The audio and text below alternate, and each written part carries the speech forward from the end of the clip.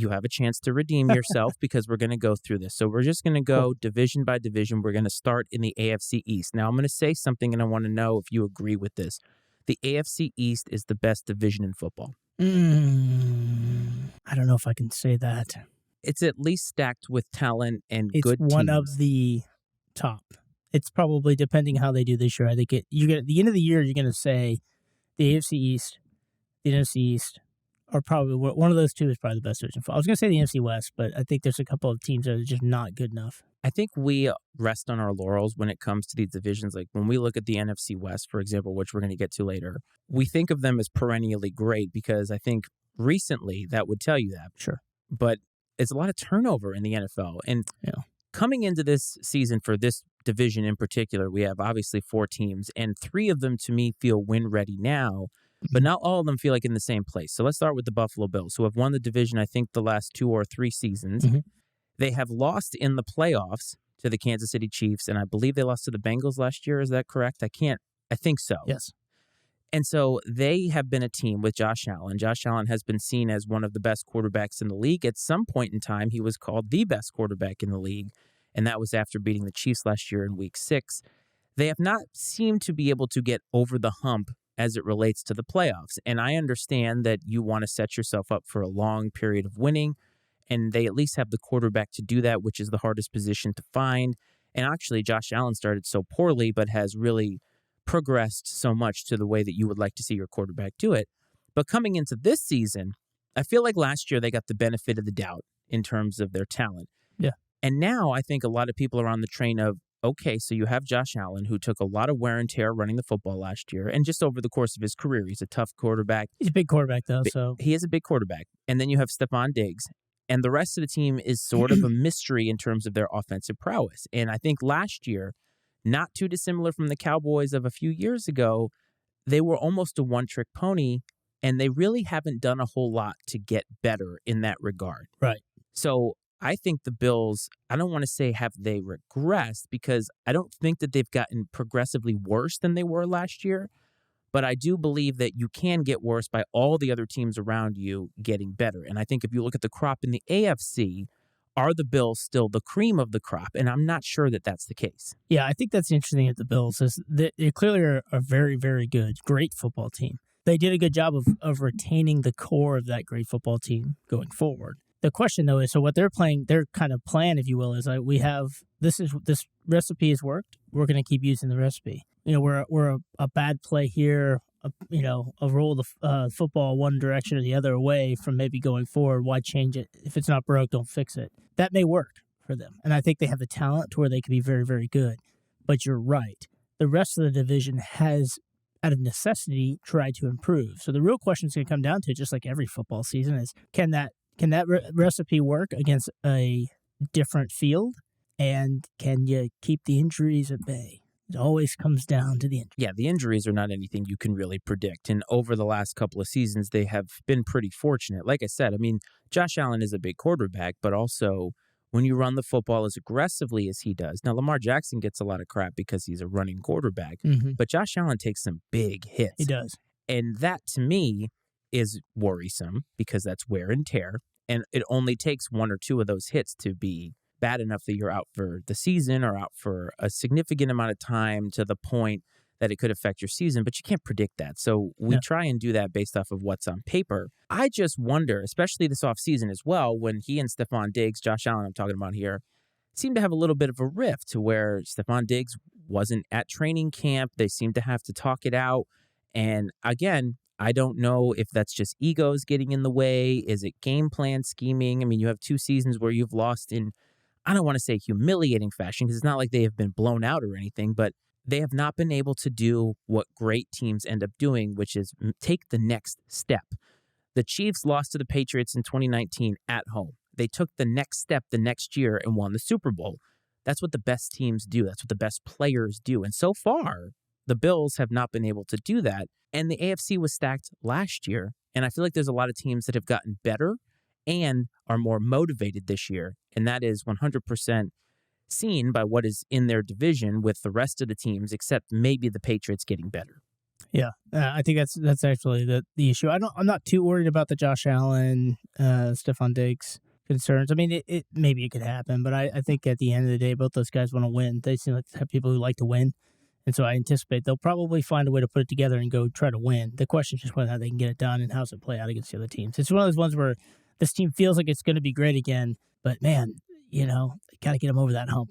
Yeah, this feels kind of like the U.S. women's team where it's like they're going to get to the playoffs. It's what do they do after that? And we won't know that until we get there. I mean, obviously an injury here or there could derail them in the regular season, but I think if everything stays healthy, this is a double-digit win team. Easy. And I think they're going to make the playoffs. Now let's go to the next team, which is the Miami Dolphins. So this team fascinates me because last year they get Mike McDaniel, their new head coach. They caught, I don't want to say teams by surprise last year, but certainly whatever it is that he employed worked. Tua played well when he was actually on the field, which is, again, a concern. They had a lot of news from his concussions last year. I'd like to think that they learned from that. But you never know with Tua because a concussion, it just can happen anytime. And he's had how many of them now? They bring in Vic Fangio, new defensive coordinator, which a defense was good last year. They bring in Jalen Ramsey, but he's hurt. Injuries already playing a part in that. Yeah. Are the Dolphins the kind of team that can stay where they were last year, or can they improve? Or is this one of those things where the new coach comes in, the new system comes in, and now you have a whole year of tape on these guys, and the shine sort of wears off? The Dolphins are a team, it's hard to trust a franchise that's never been able to do it in any consistent way. Well, not since the 70s. That's what I'm saying. It's been a long time. I mean, they were really good in the 80s, too. They never won the Super Bowl. But if you look at this century, okay, right, and then you think about Tua coming in, yeah. And you almost don't even know if that fan base trusts Tua the way that they probably should. Well, I think they should in some way. I look at like the Miami Dolphins last year, like the tale of two teams. Team one was when Tua was healthy and playing, and they looked unstoppable. They looked so good, and you're like, man, this team could go and make a lot of waves and watch out. I wouldn't want to play them in the playoffs, at least in the warm weather places. That felt like their offense was kind of a warm weather offense, if you will.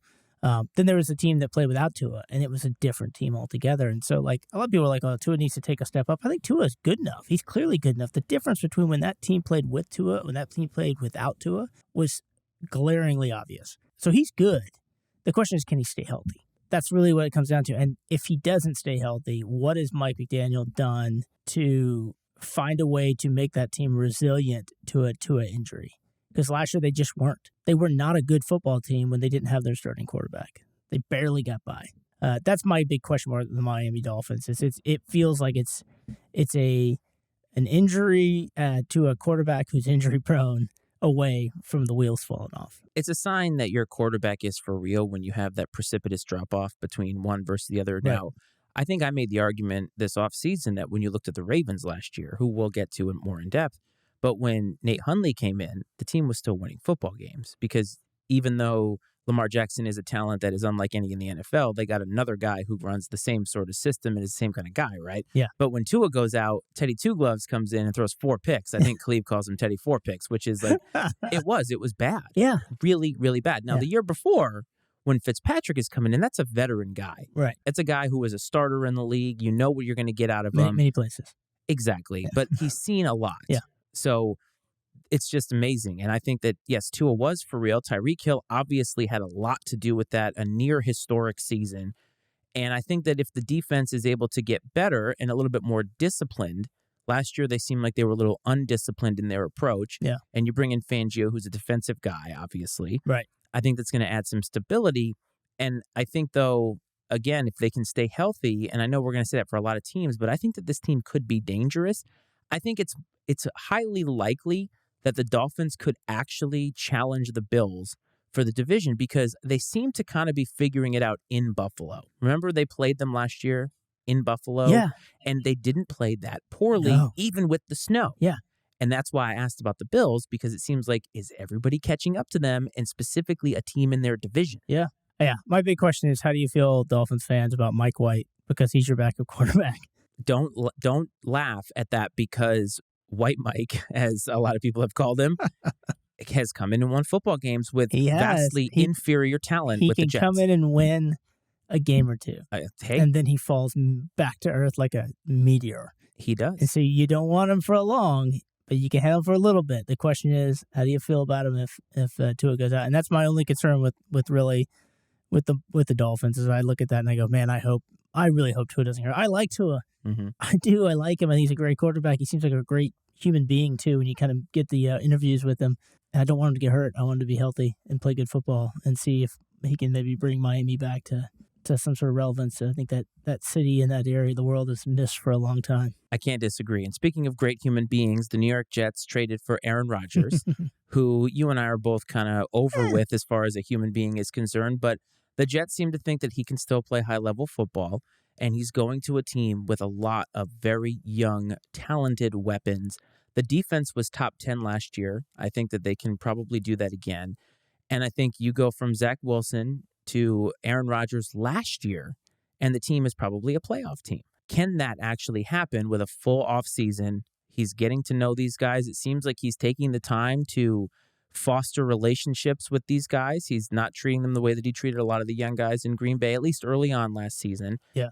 And I think the Jets, the only thing that holds them back outside of injuries is their schedule, because it's really rough to start the season. I believe their first 6 games it's not out of the realm of possibility that they start 1-5 or 2-4, only because the teams are so good at the top. Monday night, let's see, at home against the Bills, then at Dallas, then home against the Patriots, then home against the Chiefs, then at Denver, then home against the Eagles. That's a rough start. I mean, exactly. That's a lot of talent right there for them to have to play with in the beginning. And I'm a believer. I said this last year, so a broken clock is right twice a day. I said that the Broncos were only a quarterback away from being great. Turned out it was either the wrong quarterback or the wrong coach. Sean Payton would have you believe maybe it's the wrong coach. He sure does. The Jets surely felt like a pretty good team without a quarterback, with a quarterback problem last year. And Aaron Rodgers, despite his eccentricities, if you will, as a human being, is a hell of a football quarterback. And I'll tell you what, I think it'll be a very interesting year to see him take that team and kind of maybe, again, in most fan bases, it's just been like miserable for years and years and years with that team just never really kind of putting it together. Maybe he does it. Maybe he brings it back in. And honestly, like maybe he finds a way to get Zach Wilson back into how to become a leader and a quarterback in the NFL and as a professional. And I will say this though, it does seem like a very different Aaron Rodgers around his teammates. When you see the reaction, it almost feels like maybe he just needed a change of scenery in Green Bay. He wasn't happy there. He didn't like it anymore. He's just ready to get out and try something new. And this is what he needed, because I'll tell you, he does seem to have the respect of a lot of his teammates, and he seems to actually care. And hopefully he's modeling a behavior for Zach Wilson who can maybe do something with it. Yeah, I think the Jets are a team that are going to be potentially volatile only because it's all brand new.